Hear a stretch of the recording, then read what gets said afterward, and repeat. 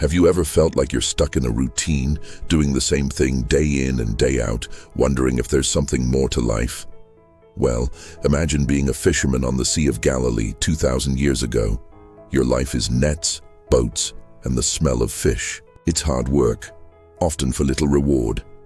This is where our story begins, with a group of ordinary guys about to get the most extraordinary job offer in history. The sun is rising over the water, casting a golden glow. A crowd has gathered on the shore, pressing in to hear a new teacher named Jesus. He's causing quite a stir with his wisdom and compassion. To get a better vantage point, he spots two empty boats belonging to some fishermen. They're exhausted, washing their nets after a long night of catching absolutely nothing. Can you feel their frustration? A whole night of work for zero fish. Jesus steps into one of the boats, the one belonging to a man named Simon, who we'd later know as Peter. He asks Simon to push out a little from the shore.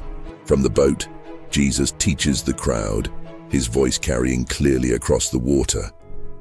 Simon and his partners, James and John, are probably only half listening, still thinking about their empty nets and tired muscles. When Jesus finishes speaking, he turns to Simon and says something that must have sounded crazy. Put out into deep water and let down the nets for a catch. Simon is a professional fisherman. He knows these waters. He just spent all night out there and caught nothing. He's tired. He's skeptical. He even says, "Master, we've worked hard all night and haven't caught anything." But then he adds a phrase that changes everything. "But because you say so, I will let down the nets."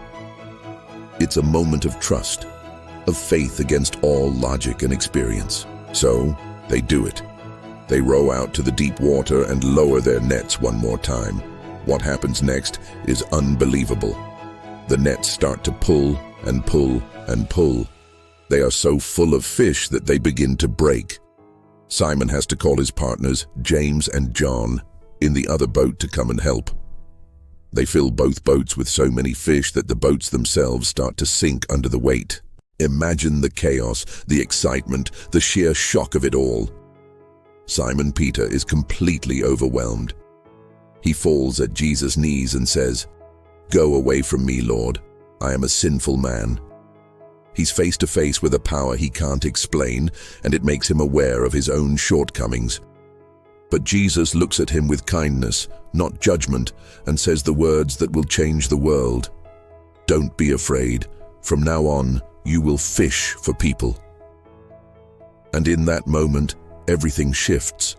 They pull their boats to shore, and the Bible says they left everything. Their boats, their nets, their record-breaking catch, their entire livelihood, and they followed him. Just like that.